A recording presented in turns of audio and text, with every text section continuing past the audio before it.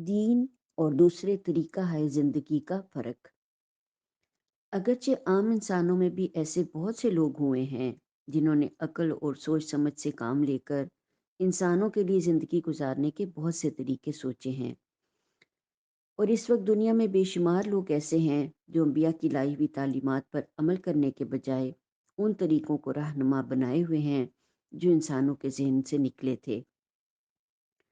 मगर जहाँ तक इंसान के पायदार फ़ायदे का ताल्लुक है, अम्बिया के लाए हुए दीन और इंसानों के सोचे हुए तरीका है ज़िंदगी का आपस में कोई मुकाबला ही नहीं है। पहली बात तो यही है कि ज़िंदगी गुजारने के जो तरीके इंसानी जहन की पैदावार हैं, उनमें अकल ही पर भरोसा किया गया है, जो एक हद पर जाकर रुक जाती है। इसके बरक्स अम्बिया जो दीन लेकर आते रहे और जो आखिरी नबी हज़रत मोहम्मद सल्लल्लाहु अलैहि वसल्लम के हाथों तकमील को पहुंचा, वो खालिक कायनात की तरफ से था, जिसका इल्म हर शय पर मुहीत है और जिसके आगे आखिरत भी इसी तरह खुली हुई और वाज़े है जैसे दुनिया।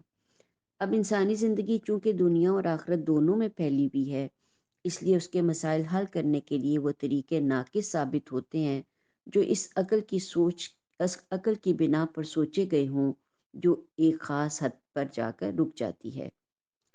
फिर इंसान तबन ऐसा है कि अमूमन अफरात व तफरीत का शिकार हो जाता है। उसके लिए इस बात का ठीक ठीक अंदाज़ा लगाना मुहाल होता है कि कौन सा अमल उसकी ज़िंदगी में फ़िल हकीकत कितनी अहमियत रखता है। इंसानी जहन के सोचे हुई तरीका है ज़िंदगी में कहीं कम अहम चीज़ों पर ज़रूरत से ज़्यादा जोर दे दिया गया है और कहीं अहम और ज़रूरी चीज़ों को नज़रअंदाज कर दिया गया है। इसके बरक्स दीन चूँकि इस कायनात और ख़ुद इंसान के खालिक की तरफ से आया है, इसमें हर अमल को ठीक ठीक उतनी ही अहमियत दी गई है जितनी इंसान के फ़ायदे के लिए ज़रूरी थी। इसके अलावा इंसान अपने माहौल से भी लाजमन मुतासिर होता है। चुनांचे ज़िंदगी गुजारने के जो तरीक़े इंसानों ने सोचे हैं, उन पर अमूमन मकामी छाप गहरी होती है। लिहाजा वो दुनिया में हर जगह, हर अहद और हर माहौल में यकसा मुफीद साबित नहीं होते। इसके बरक्स दीन उस मालिक का भेजा हुआ है जो किसी जगह महदूद नहीं, बल्कि हर जगह, हर अहद और हर माहौल में मौजूद होता है। लिहाजा उसका भेजा हुआ दीन हर जगह, हर अहद और हर माहौल में यकसा मुफीद साबित होता है। फिर इंसान अमाल के फ़ौरी नताइज को तो देख लेता है और कुछ देर बाद निकलने वाले नताइज का भी कुछ अंदाज़ा लगा लेता है, मगर अमाल के जो नताइज एक लंबे अरसे के बाद बरामद होने वाले होते हैं, उन तक उसकी निगाह नहीं पहुंच सकती। लिहाजा इंसानों के सोचे हुए तरीका है ज़िंदगी में ऐसी चीज़ें भी होती हैं जो फ़ौरी तौर पर तो फ़ायदेमंद नज़र आती हैं, मगर एक अरसे के बाद उनके असरात इंतहाई मुज़िर साबित होते हैं। इसके बरक्स दीन को भेजने वाले अलीम व हकीम की निगाह के सामने माजी, हाल, मुस्तकबिल सब यकसा तौर पर खुले हुए हैं। लिहाजा उसके भेजे हुए दीन में ऐसे अमाल का हुक्म फरमाया गया है जिसके फ़ौरी नताइज अगर कभी परेशान कुन हो तो भी अंजाम कार इनसे इंसान बेपना फ़ायदा ही हासिल करता है, और वैसे तो उनके फ़ौरी नताइज भी खुशगवार ही होते हैं। फिर ये भी है कि कोई इंसान जब बनी नौ इंसान को कोई मुफीद चीज़ देता है तो फिर वो अमूमन अपनी ज़ात को ऊंचा करने के चक्कर में पड़ जाता है। इसके बरक्स अम्बिया की तमाम कोशिशों और मुशक्क़तों का मकसद अल्लाह की खुशनुदी का हसूल था।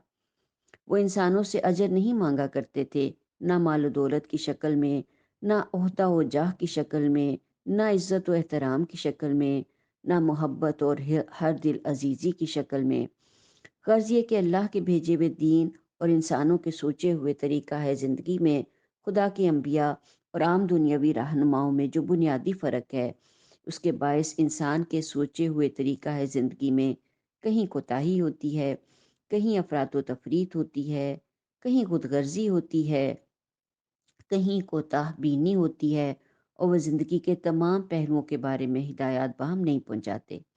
इसके बरस खुदा का भेजा हुआ दीन अफरात व तफरीत, कोताही और कोताह बीनी से पाक है। उसमें एक मोतदिल राह की तरफ रहनुमाई की गई है। उसमें सब अफराद, तबकों, तबकात और उनके पूरे पूरे हकूक़ दिए गए हैं। उसके अहकाम अमूमन फ़ौरी तौर पर भी मुफीद साबित होते हैं और अंजाम कार भी। اور وہ زندگی کے تمام پہلوؤں کے بارے میں ہدایات فہم پہنچاتا ہے۔